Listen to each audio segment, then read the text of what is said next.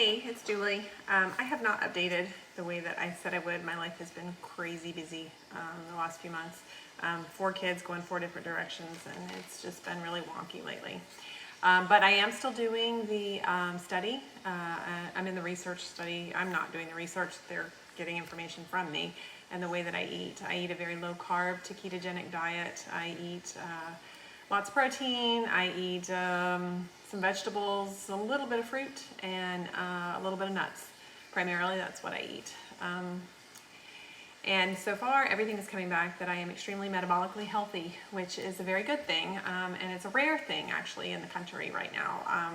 Our metabolic health is on the decline in this country, and we are becoming sicker. And despite our amazing advances in healthcare, we are not a healthy country of adults at this point. So what I wanted to talk to you today is this book here, End Your Carb Confusion by Eric Westman and Amy Berger. Eric Westman is the bomb. I've seen him do presentations. I've been to a couple actually, I think, of his. He's a great speaker and he is amazing. He works at Duke University and he has a metabolic morbid obesity clinic that he runs there. Amy Berger is a nutritional specialist. I've also seen her speak. She is extremely well-versed in this realm of eating, of this way of eating, and the implications of what excessive carbohydrate consumption can do to us. Okay, so what I wanted to talk about today was metabolic syndrome or insulin resistance. As a nurse, I see this constantly. I work in an area now where I admit people from the outpatient world into the hospital, and everyone has this. Everyone, young people, I mean, it's really sad. They come in and they're taking metformin and you say, oh, are you type 2 diabetic? No, I have metabolic syndrome. Well, a lot of people don't know what metabolic syndrome is. And metabolic syndrome or insulin resistance, you can use the two terms interchangeably, is a reflection of, more often than not, it is a reflection of excessive carbohydrate consumption.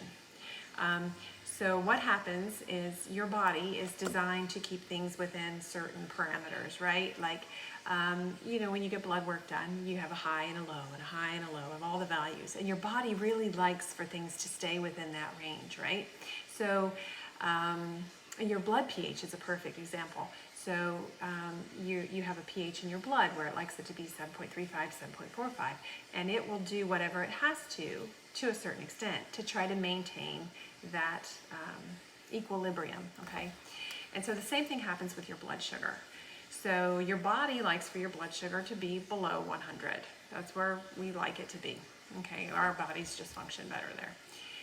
And so your pancreas is over here secreting insulin to support keeping a blood sugar below 100. So if you're eating a diet that is excessive in carbohydrates, whether they be natural carbohydrates or processed carbohydrates, your pancreas is trying its best to keep your blood sugar below 100, okay? That's where it wants it to be. So if you eat a bunch of carbohydrates and your blood sugar goes up, your pancreas secretes the insulin and it brings it down. And you have a normal hemoglobin A1C. And this can go on for years. And if all you check is your hemoglobin A1C, you think, hey, I can eat this stuff and I'm fine. Those people over there, they can't, but I'm fine. Well, if you did one other little test, a fasting insulin level, you might find that yes, your hemoglobin A1C is perfect. Your sugar's, below 100. But your insulin level was up here. Because it was trying to keep you within those parameters, because that's what your body wants to do. Your body likes things to be dialed in tight, right? So over time, if you continue to eat that way, eventually your body becomes saturated with insulin and it becomes resistant to insulin. And then you become a type 2 diabetic. Now, if you read this book, and you can read some other sources too, but this book here by Eric Westman, you'll find that it's 10 to 15 years that your body will do that before you become a type 2 diabetic. Now, we don't want to become a type 2 diabetic. We have entirely too many type 2 diabetics. It is not a comfortable way to live. and it is not, we want to be healthy, right? We want to be healthy as long as we possibly can. We want to be strong, we want to be active, and you don't want to be riddled with chronic diseases. So, what I'm urging you to do is, well, for one, like I said, learn about your metabolic health. Read this book, okay? The more you know, the better off you are.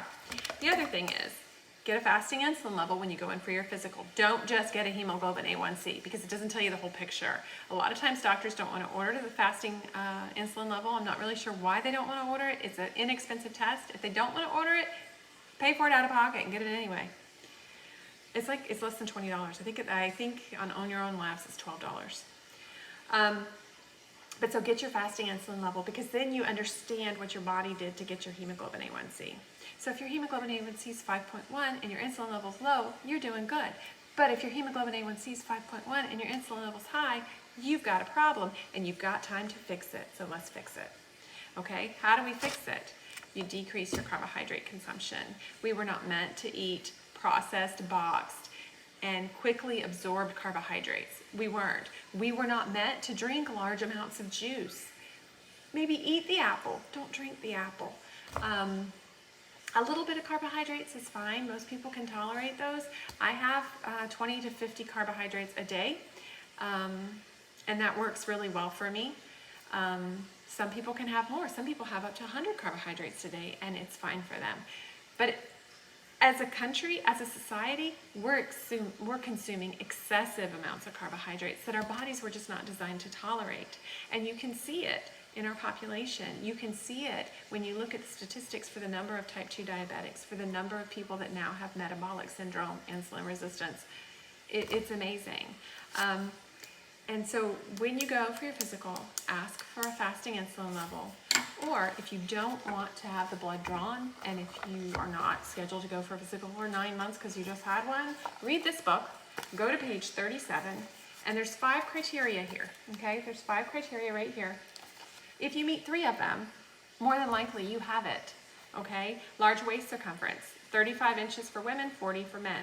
High triglycerides, greater than 150. Low HDL, 50 for men, 40 for women. Hypertension, 130/85. That's not really that high. I mean, a lot of people probably have that. And then a fasting glucose greater than 100. So just from personal experience within my own household, I was getting onto someone in my family, telling them that they had this, and they told me they didn't because their hemoglobin A1C was normal.